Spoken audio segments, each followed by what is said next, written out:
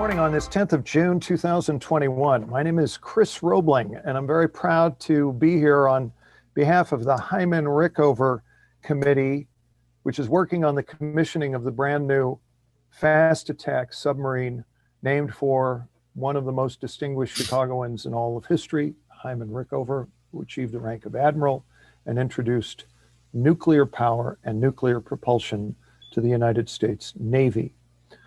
As you may know, we've had a series of conversations about naval strategy and the progress of American forces around the world.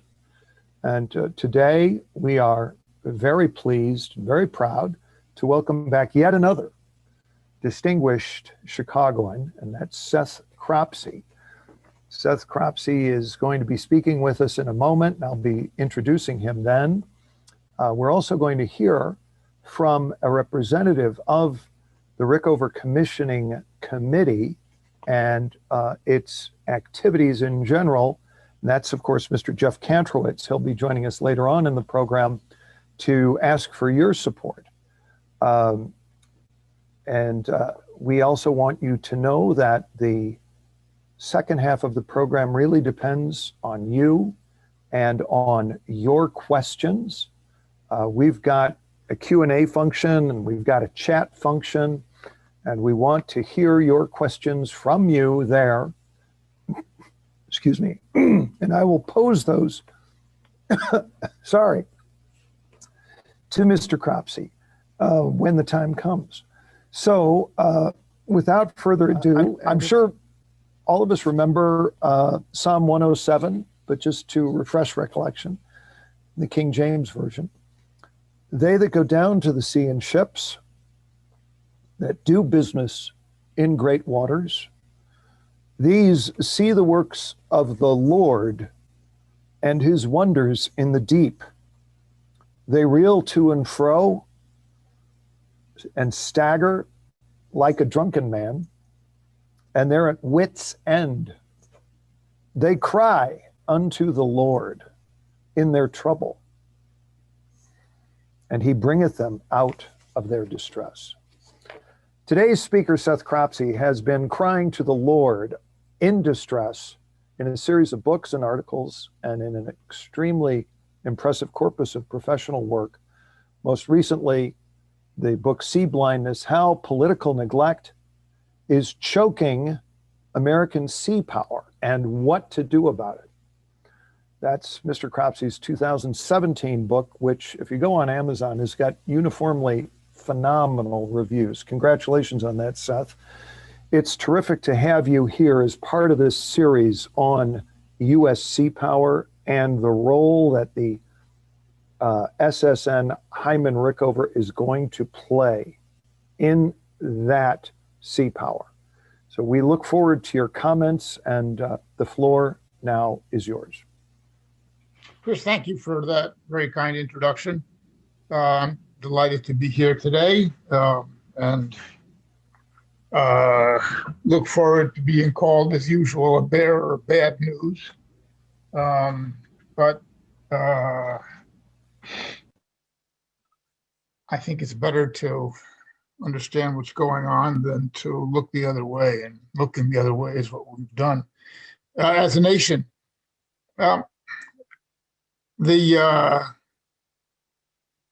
The section that you quoted from the King James Version of the Bible, with the analogy to a drunken man in the description of those that go down to the sea in ships, suggests that the author of the Bible a long time ago knew a great deal more than he may have been letting on about his subject. I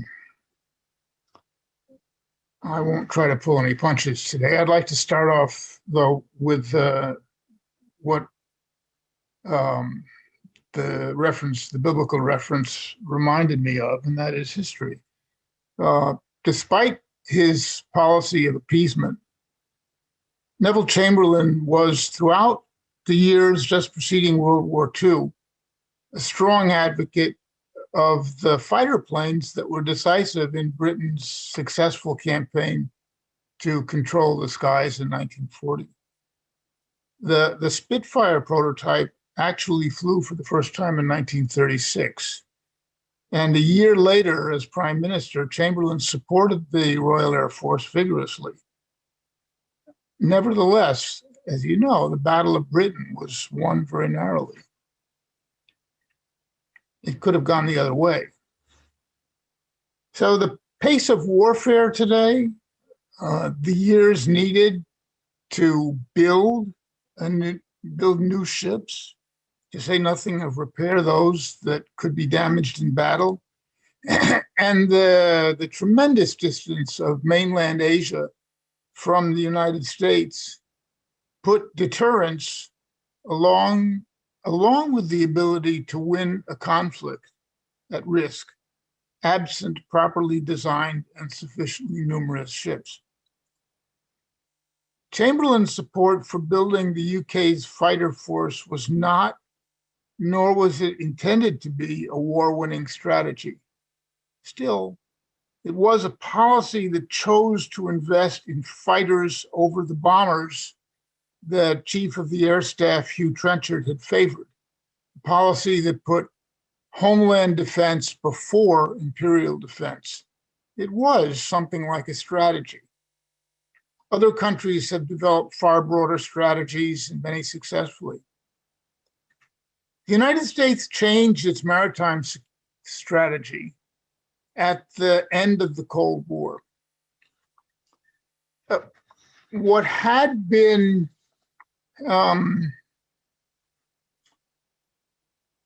previously was protecting the US shipping of troops and equipment to Europe in anticipation of or in response to NATO Warsaw Pact confrontation at the Central Front. The change in US maritime strategy changed all of this.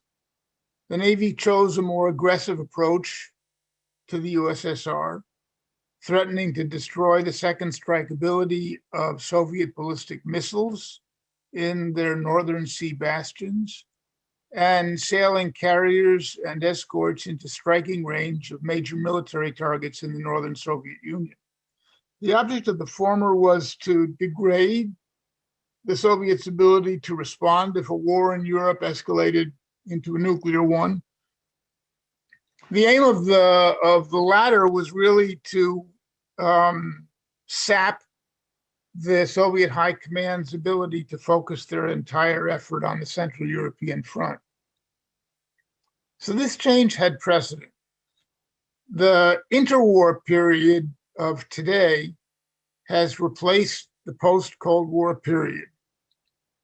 Interwar is the same name we use in describing the 1920s and the 1930s, when the Navy and Marine Corps understood the possibility of war in the Pacific and the likelihood that Japan would be the enemy. I think many of you probably know about the Naval War College's war games that resulted in War Plan Orange. If not, it's worth at least Googling, and it's worth reading a book on War Plan Orange. It recommended building a large fleet with strong emphasis on submarine and carrier forces and the island hopping campaign, whose goal was to surround, choke, eventually defeat Japan. War Plan Orange was tested at sea by exercises called fleet problems and joint training with the Marine Corps and with the Army, which, as you know, participated substantially in the Pacific campaign. The admirals who led the Navy to victory in the Pacific, Nimitz, King, Halsey, Spruance, were already in positions of responsibility. The peacetime set of admirals didn't need to be replaced. Navy looked ahead, identified the problem, and provided a solution that was key to defeating the Japanese Empire. Similar foresight is largely absent today. Released this past December, that is in 2020, the quote, advantage at sea, unquote, white paper underscores Navy's blue water competence, the Coast Guard's global reach, and the Marine Corps' expeditionary ability to operate within China's anti-access area denial space. The paper acknowledges the importance of cooperation among the U.S. sea services. There's hardly an argument against this. Under Commandant General David Berger, the Marines are moving away from the land war focus of the previous 30 years and toward a lighter, more mobile, more maneuverable and survivable force that can island hop, that can operate with allies and hold choke points within the expanding range of China's A2AD reach. Unmanned systems will play an important role in the Corps' transformation, as will cyber capabilities. There is an implicit strategy in this. The USMC will be ready to defend or retake forward US bases and other strategic assets in the West Pacific, deny China its effort to control such critical choke points as the straits that connect Asia with the Middle East and Europe, and return to its traditional global crisis response mission. The Marine Corps is heading in the right direction.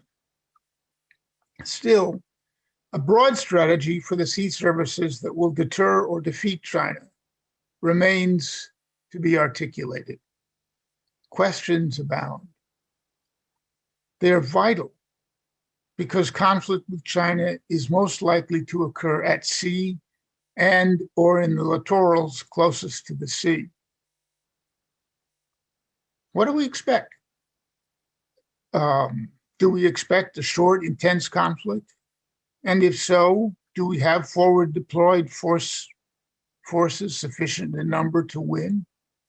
It takes weeks for US forces to move in large groups across the Pacific. Will the US seek to cut China off from its imports, primarily oil, and ability to export? If our forces and bases throughout the West Pacific were saturated by Chinese missiles and land-based aviation, which is within their power, would we risk escalation and attack China's land-based command and control, supply, and missile launchers? What priority do we give to defending our allies? Would we defend Taiwan? And if so, will we sell them the vastly increased arsenal of surface-to-air and surface-to-surface missiles needed to help preserve control of Taiwan's airspace, and also allow them to target amphibious ships that China would surely use to invade Taiwan? There are plenty of useful ideas about defeating China. The US, Australia, India, and Japan form a almost formal, informal strategic partnership called the Quad.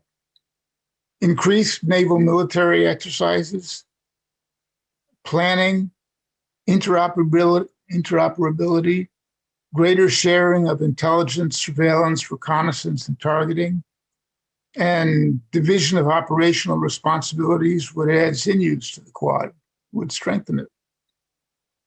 Unlike in Europe, many of whose nations are linked with one another because of history, Asian states, also because of history, are largely disconnected from one another.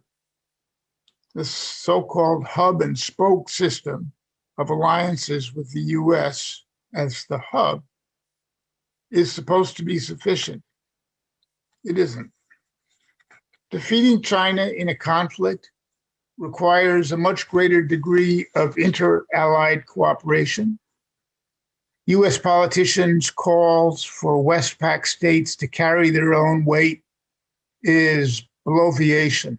It's just talking.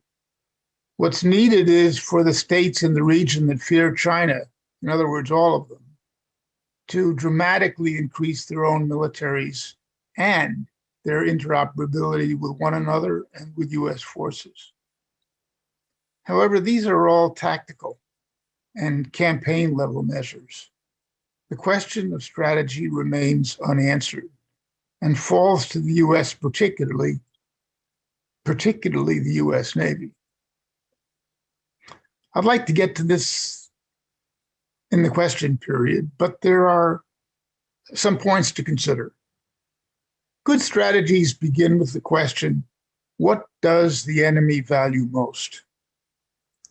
The answer with China is straightforward. The Chinese Communist Party values its own survival above everything.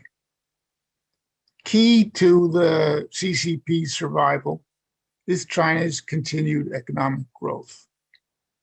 A parallel key is returning China to its arguably former position, that is, before European colonization, as a world power, or at least an economic power. China's current rulers seek global hegemony. Cutting China's ability to import raw materials and export finished goods by sea would slice into economic growth and its citizens' toleration of Chinese rulers. One way to accomplish this is to blockade the Southeast Asian straits that connect China to the Middle East and Europe. At the same time, the defense of regional U.S. allies and partners is essential for the U.S. to project power and to deny China its goal of replacing the United States as the preeminent Pacific power, an objective they would achieve by seizing Taiwan and defeating U.S. allies in the first island chain from Japan to the Philippines. Such a victory would also give China unquestioned access to the Central and Eastern Pacific. Hawaii would be vulnerable to surface action groups, as Guam already is. Both islands need far more vigorous defenses than they currently possess. China has more than one class of missile that can reach both islands. U.S. strategy should consist of a shield to protect our partners and allies in the Indo-Pac that includes large numbers of yet unbuilt vessels, both manned and unmanned. These complicate Chinese targeting and can destroy China's ability to use sea and air power to intimidate or defeat our allies. This also includes more advanced cyber capabilities than we now possess and requires a large investment in artificial intelligence, investment in yards that can turn out smaller, more lethal vessels than the fleet currently possesses. It requires more manned submarines complemented by long-endurance autonomous submarines. It means greater allied efforts and may demand escalating to strike key parts of China's land-based defensive capability. The sword that accompanies this shield is the greatly increased ability of current U.S. naval and amphibious forces' ability to control the Southeast Asian and Middle East straits that are critical to China's economy.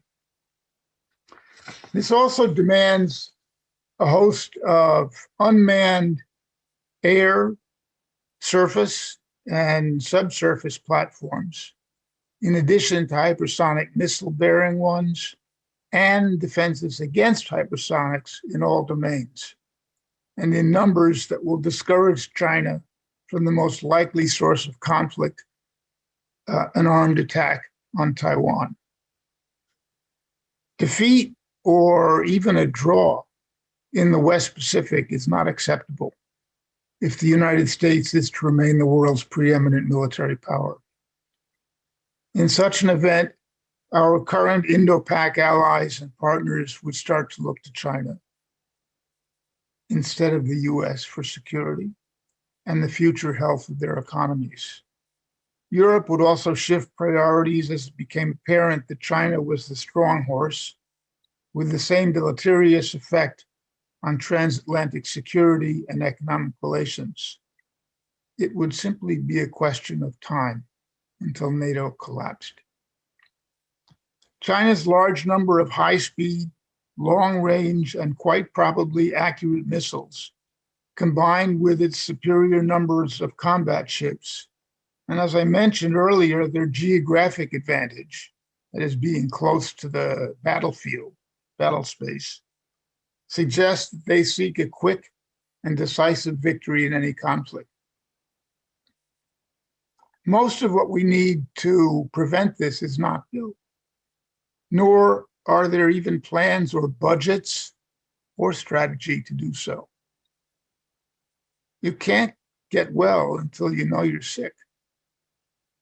US defense budgets and planning barely recognize China's massive arms buildup, the one that began more than 20 years ago. This is neither healthy nor is it recognized. In retrospective, Neville Chamberlain at least understood part of the problem 3 years before Britain was attacked.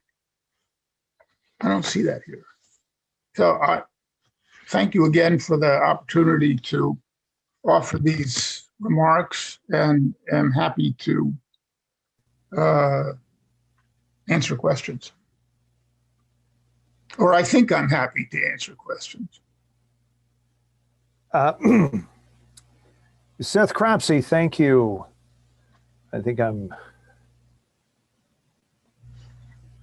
Seth Cropsey, thank you very much for those arresting remarks. Now that I can speak again, I want to acknowledge our co-sponsors for this conversation. And I want to encourage everybody to use the Q&A function down in the middle of your screen. If you click on there, you'll be able to send a question and we'll get through those. I think this is obviously very provocative. And obviously, my sense is we've got an audience today, Seth, that understands the significance of your comments. And so I hope we have an in-depth give and take before we hear from our friend Jeff about the very important work of the Hyman Rickover Committee and the other things it's up to.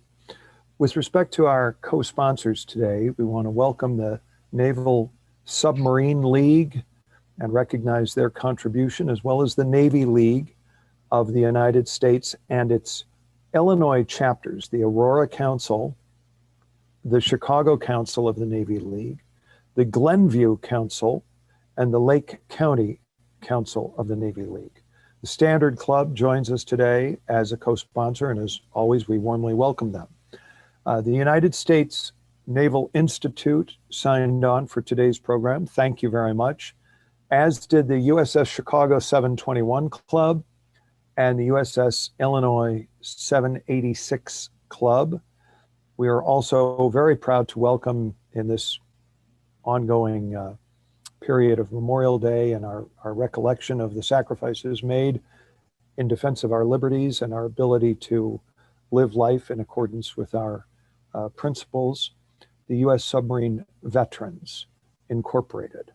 The big email, or I'm sorry, the big website we want you to visit, ussrickover.org, ussrickover.org. And as I say, Jeff Kantrowitz will be joining us before the end of the hour to chat more about what the Rickover Committee is doing and how you can help out.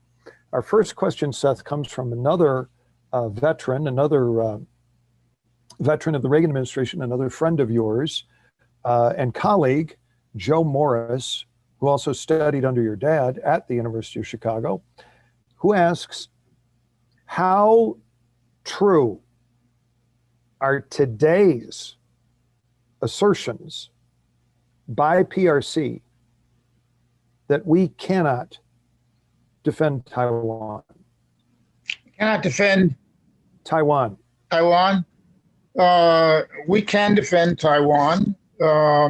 It requires two things. One is the political will, in other words, the leadership of the United States to explain what the stakes are.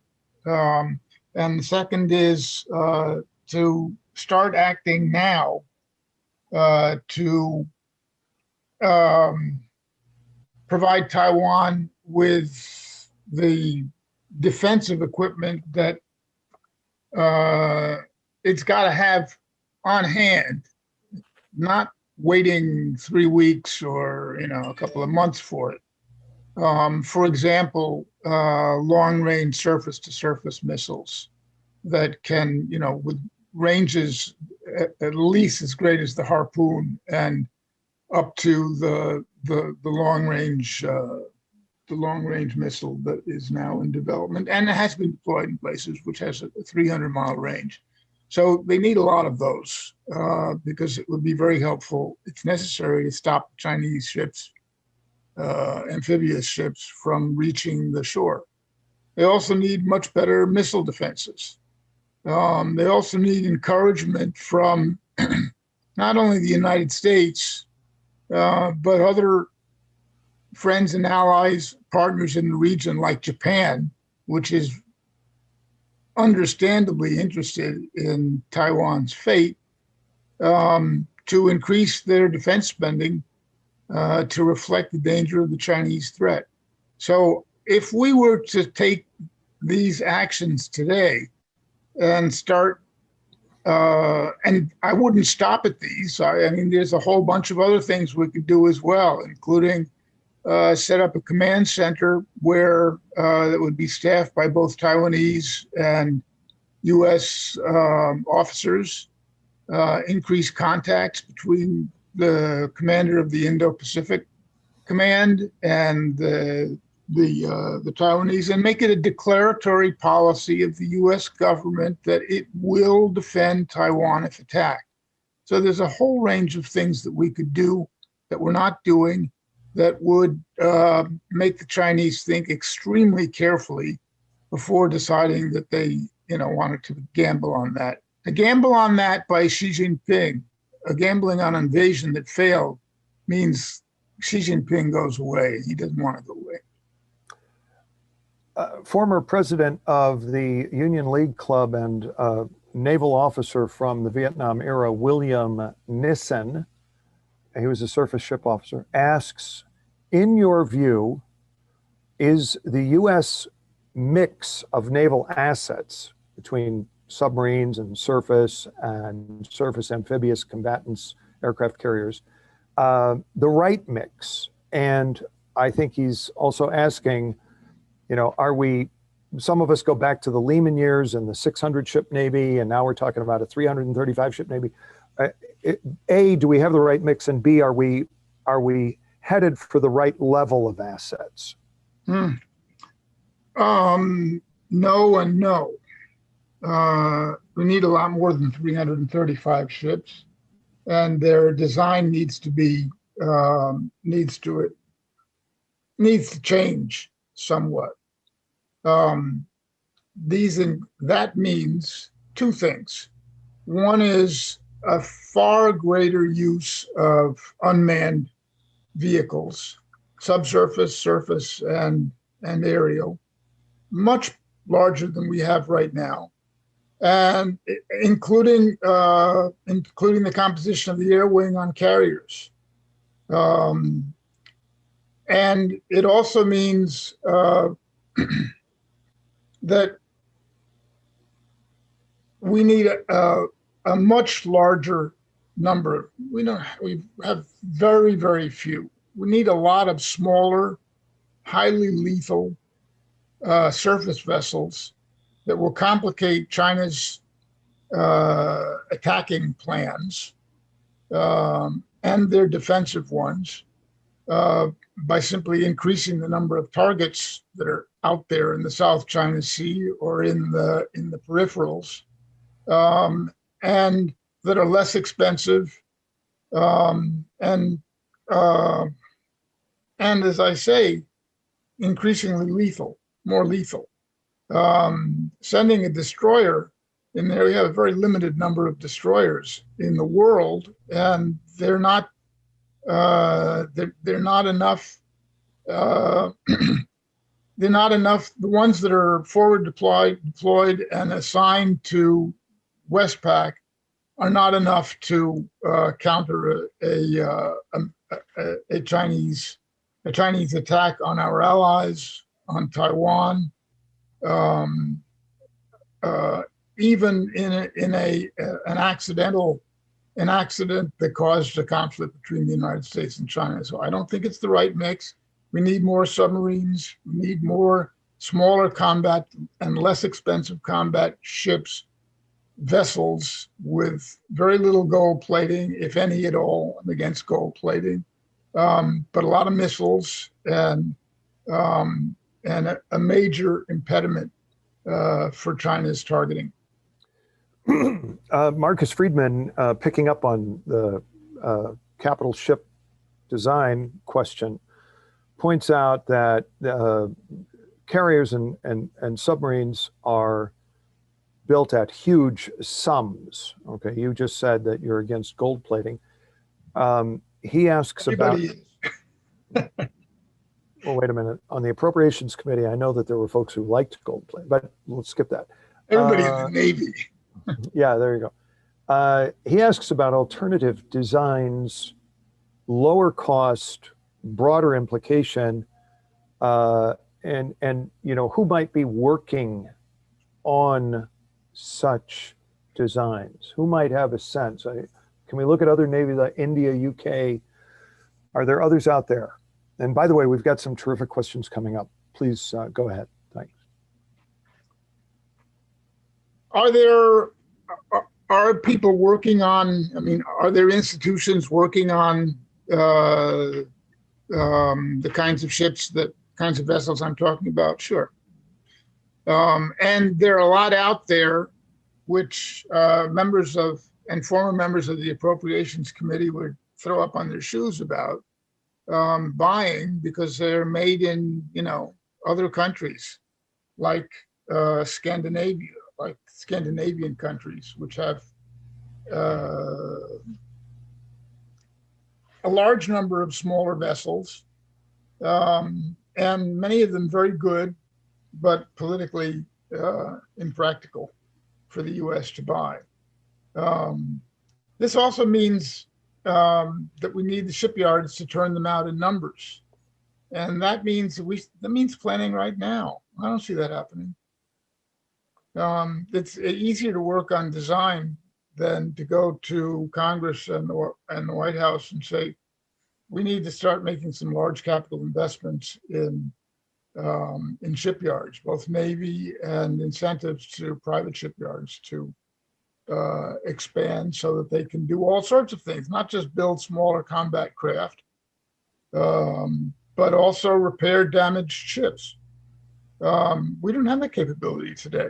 And if there's going to be a protracted war with China, and protracted could mean, in modern terms, contemporary terms, 18 months.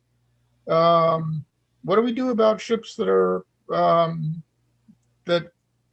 are damaged and can't fulfill their mission, but could if there were repair facilities locally, or even back on the West Coast of the United States? We don't have them. Let me continue here.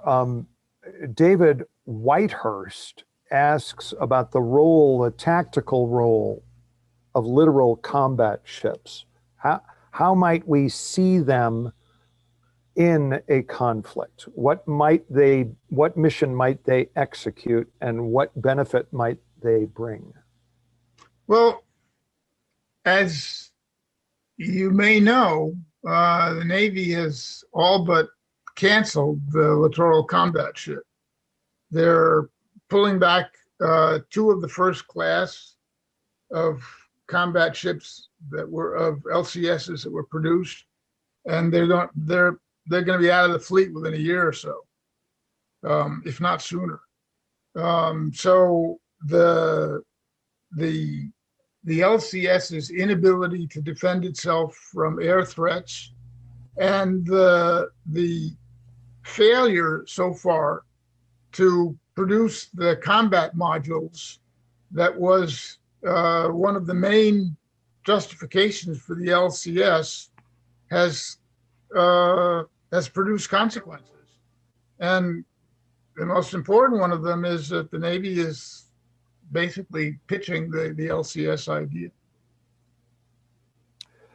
Let me tell a bunch of people, Bill Nissen and R.D. Yant and David Hilfers. I'm going to be getting to your questions momentarily, but as long as we're still talking about hardware, David Herbert puts before us this query. In light of the June 4th memo from acting SecNav Thomas Harker, that the Navy must choose between SSN-X and DDG-X, so that would be fast attack submarine experimental and destroyer experimental, and the next gen aircraft program at the Navy. Which program, in your opinion, should be modernized first? And what are the implications of delaying the other two that are not modernized? And yeah, well, I think submarines come first. They're the most stealthy, hardest to detect, and easily the most lethal.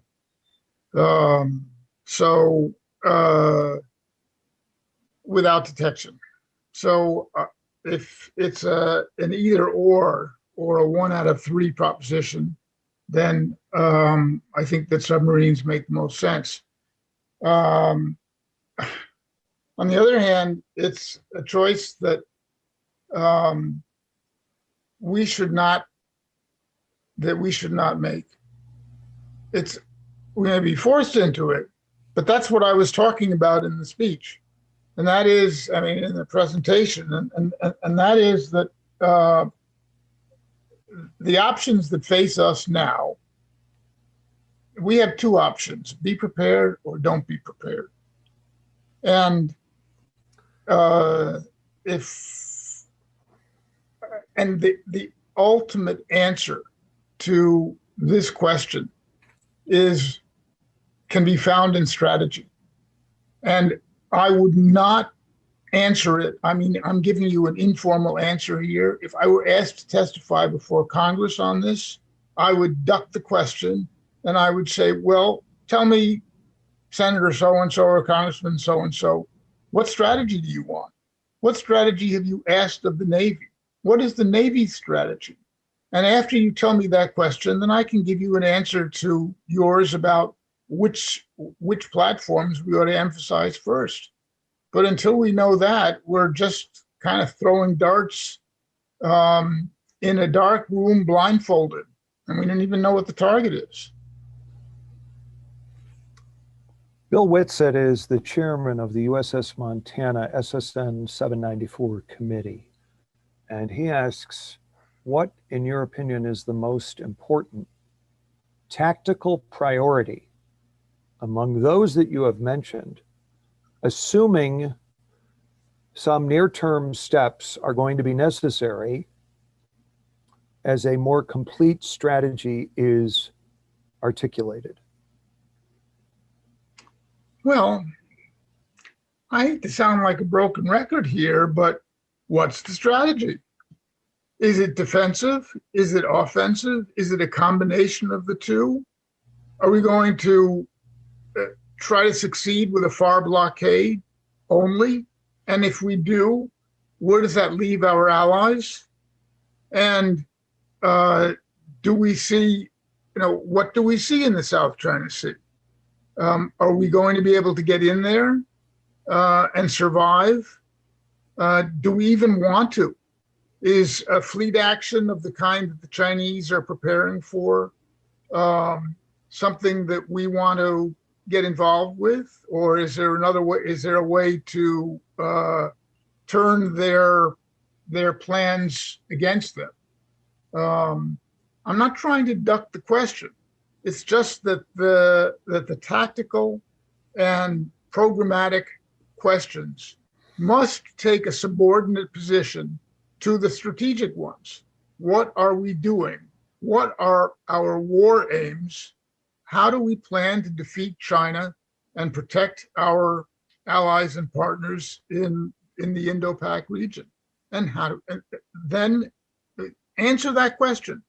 And when you have answers to that questions, then we can start to say, what does fleet architecture look like? Where do we place priorities? What are the most important platforms in doing so? So I'll leave it at that. Now to the questions about the political and diplomatic context within which we're hammering out, hopefully, a new naval and indeed military and national strategy. Richard Yant asks about a Trans-Pacific Partnership impacting our relationship with the region, with China, et cetera, and gets us into the question of diplomacy and commercial relations. We've got several more questions on that. But could you please address sort of, folks are certainly aware of the Trans-Pacific Partnership that did not succeed and then different initiatives since then. How might our commercial relationships in the region impact the hammering out of our new naval strategy? Well, anything that makes us richer should give us greater ability to increase the defense budget as it needs to be increased. The Trans-Pacific Partnership was an excellent idea. It would have been in the economic, diplomatic, and security interest of the United States, no matter how you look at it. I was sorry that the previous administration decided against it, and I hope that it's not too late to resurrect something like it. I would expect that the Biden administration would be very interested in that. I haven't seen a lot of signs that they are, but it's an excellent idea, and it's extremely important to. I don't want to leave the impression that I think the only strategy worth discussing, that strategy is only a question of military strategy. I don't believe that at all. I think that that our diplomatic relations, our economic relationships, our financial ones across the board play an extremely important role in keeping our allies and partners close, in providing them with more secure economies, in weaning them away from dependence on trading with China. That is an essential part of a successful U.S. strategy in the Indo-Pacific that I did not address, but it is essential.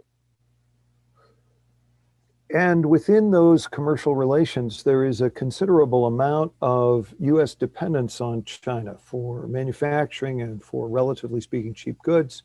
And we're in, those of us who are involved in Chinese commercial relations are well aware of their interest in, say, not just gaining access to American products for China or for what they refer to as Greater China, but also their almost immediate insistence after that on access to American products for sale and distribution in the BRI countries, which they're now referring to, which we know is the Belt and Road Initiative.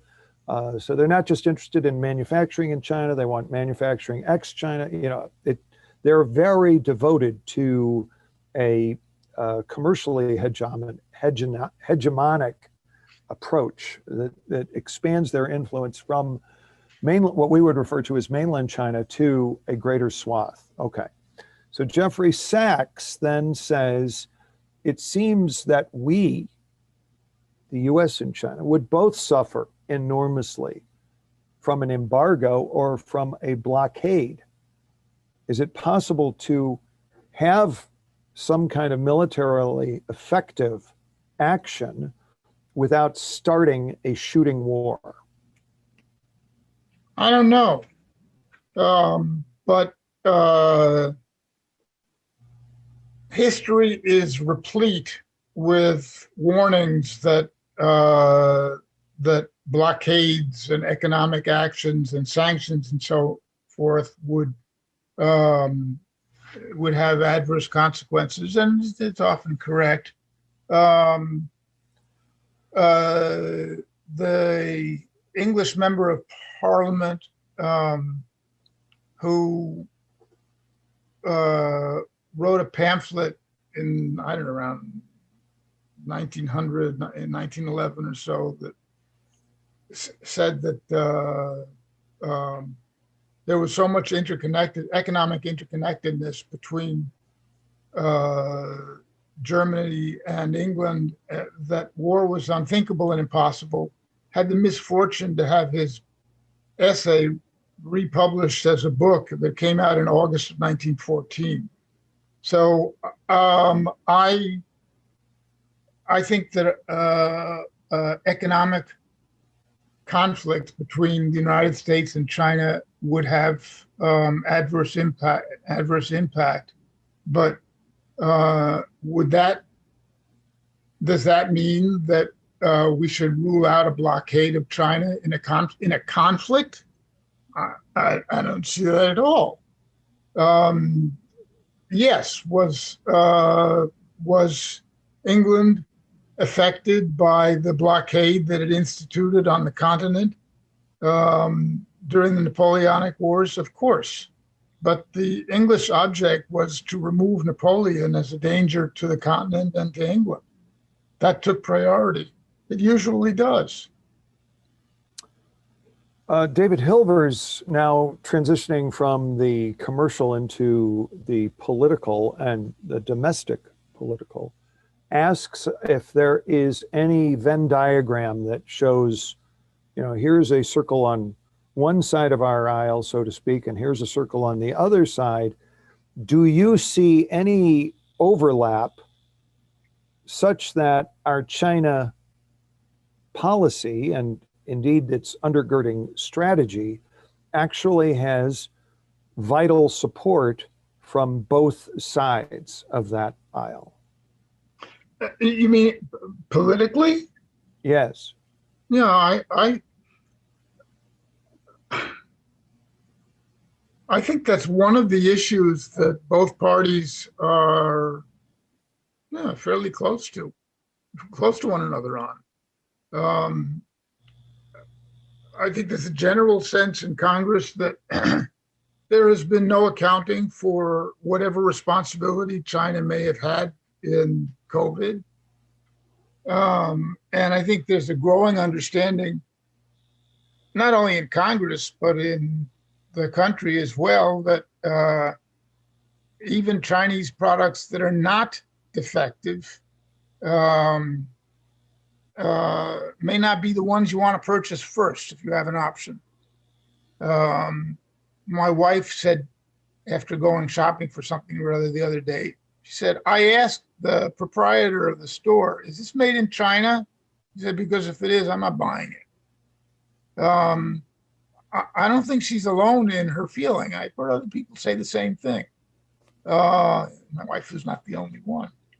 But I think that that sentiment crosses party lines. And I think that with effective leadership, which is to say leadership that acts as well as speaks, that that's an important element in the defense budget, for example, in convincing China that we're serious about their misbehavior, in gathering support among the citizenry for, among among American citizens for a tougher policy toward China. You know, from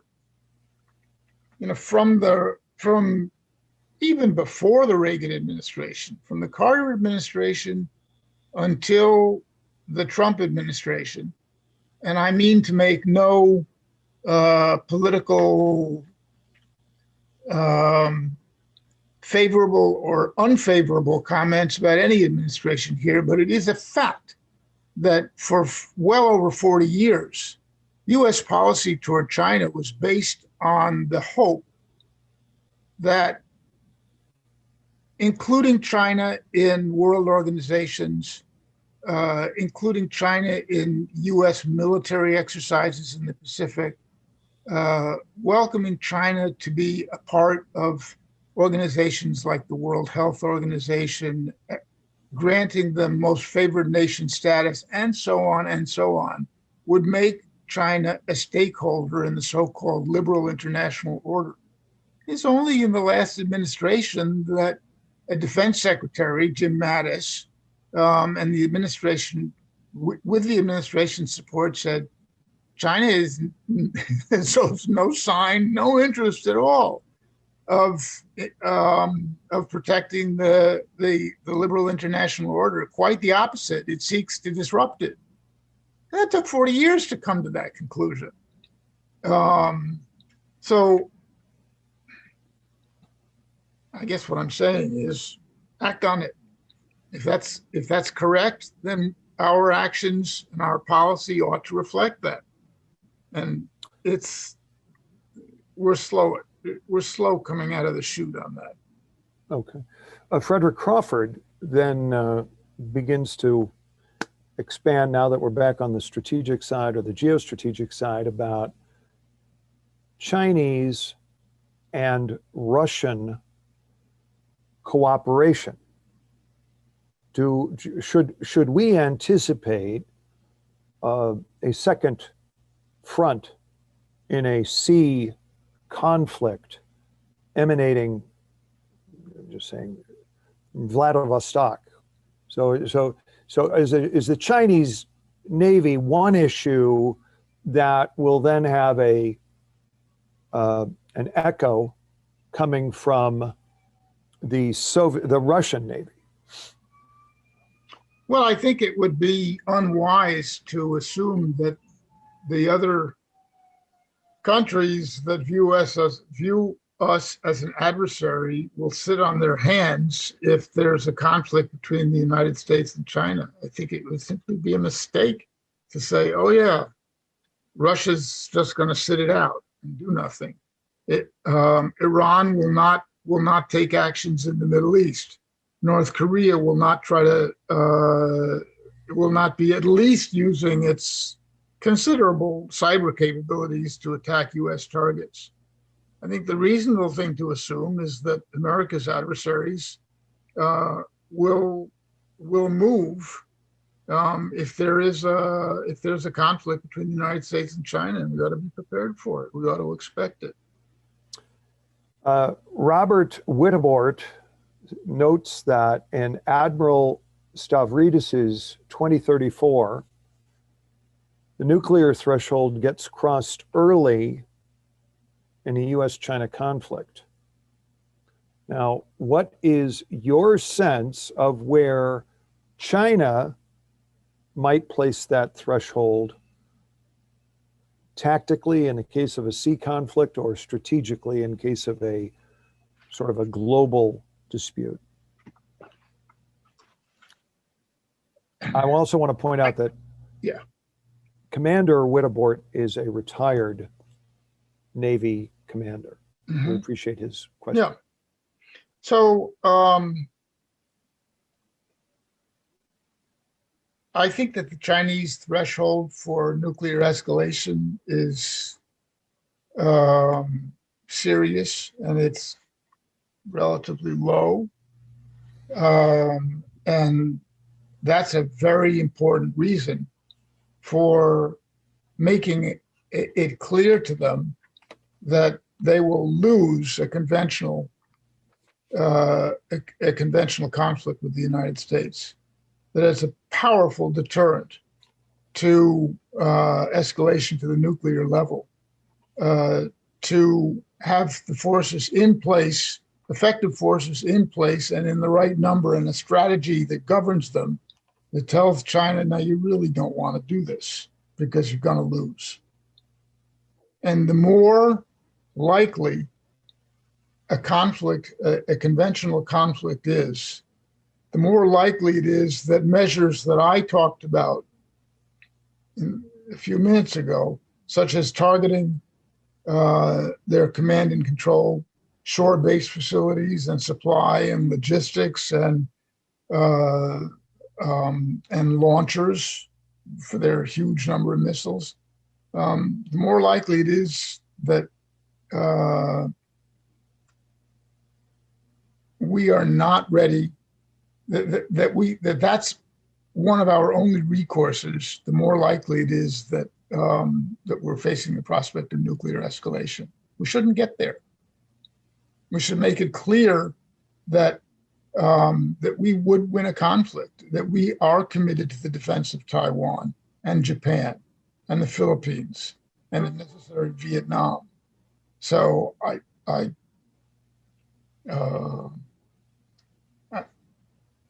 think we need to do that and take the nuclear escalation possibilities off the table as much as we possibly can. Thank you so much. We've got our presentation about the Rickover committee, Seth, and our Mark Kantrowitz is going to do that, but he also submitted a question. So to get on to Mark's part of the program, I want to give you his question and then we'll bring him in. He wants to hear more of your thoughts about unmanned, autonomous, robotic submarines, which I think all of us understand a lot's going on in that field. We talked about this with the immediate past CNO, Admiral Richardson, a few weeks ago. Are those emerging as a low cost and perhaps highly effective complication for those who would challenge the international order in the sea lanes of communication? That's the objective, certainly the objective.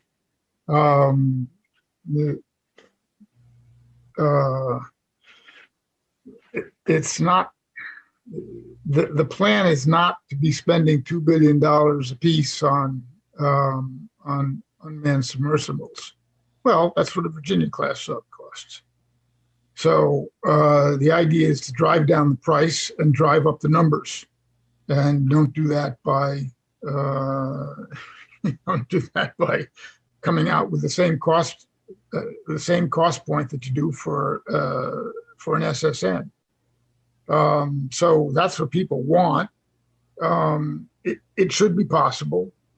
The advantages of unmanned submersibles is extraordinary. I mean, it goes from intelligence gathering, surveillance, reconnaissance, including targeting, projecting power, using force, deploying torpedoes, perhaps at some point even shorter range missiles. I mean, there's just a lot there. And if we were willing to pay what would certainly be the higher price for a submersible that's powered by nuclear power, would have endurance. It would have an endurance that would be extraordinary in a conflict in anywhere from the first island chain deep into the Indian Ocean. So you're right. There's a lot of work that's being done there. It's a big step that the submarine community took in accepting the idea of diesel or diesel electric or electric battery-powered submarines as opposed to nuclear-powered ones. I think we ought to be thinking about nuclear-powered ones as well. But I haven't seen the cost numbers on that. It would be high. But it's a smaller plant, so it would be less expensive. But the endurance abilities there would give us an exceptional strategic advantage.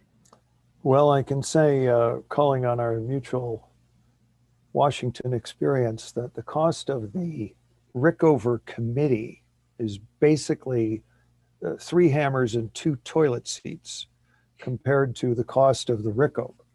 And to help us find our way through our funding of those costs, we welcome now onto the program Mark Kantrowitz. Mark, thank you so much for that question, and the floor is yours.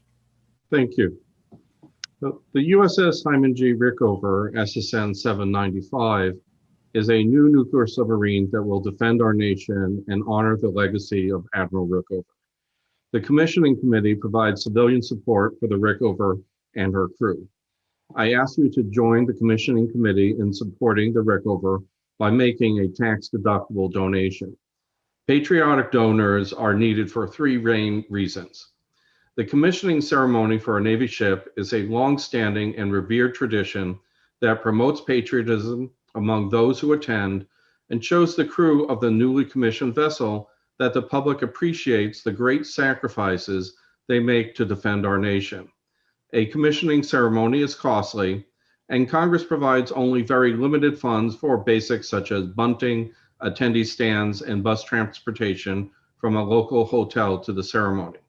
To give the crew and public a proper ceremony, our committee must raise funds and organize the ceremony and the accompanying celebrations. Donated funds are also used to buy items for the crew that are not supplied by the Navy, including amenities that make life easier for the crew as they spend many months at sea in very close quarters away from their homes and families in defense of our nation. Funds are also used for plaques and other memorabilia that honor the crew for being the plank owners, which are the first personnel to man a ship. The commissioning ceremony and the accompanying activities will also honor Admiral Hyman G. Rickover, an American success story who continues to inspire new generations. As a young boy, he and his family immigrated to the United States and settled in Chicago from present-day Poland to escape anti-Jewish pogroms in what was then the Russian Empire. He graduated from the U.S. Naval Academy in 1922. He was the driving force behind the development of the first nuclear submarine in 1955, and he became the father of the nuclear Navy. He revolutionized Navy ship propulsion, quality control, personnel selection, and training and education to build the nation's nuclear fleet.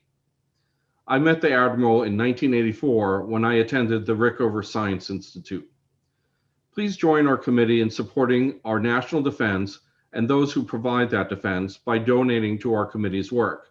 You can donate with PayPal or a credit or debit card on our website, ussrickover.org.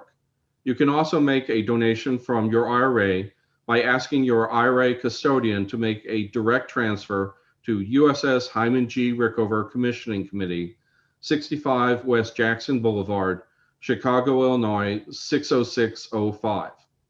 The committee is a division of the Armed Forces Council of Chicago, which is a tax-exempt 501c3 organization. Your donation is deductible to the extent permitted by law. The committee's tax ID number is 36-3100750. Thank you.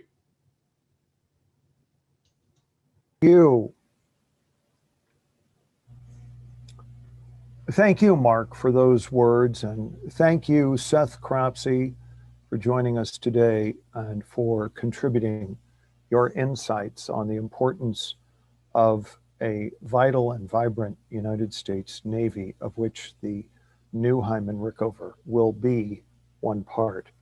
It's a real privilege to welcome the Naval Submarine League, the Navy League of the United States and its Illinois chapters in Aurora, in Glenview, Lake County, and Chicago, the Standard Club, the United States Naval Institute, the USS Chicago 721 Club, the USS Illinois 786 Club, and the U.S. Submarine Veterans Incorporated. Thank you, one.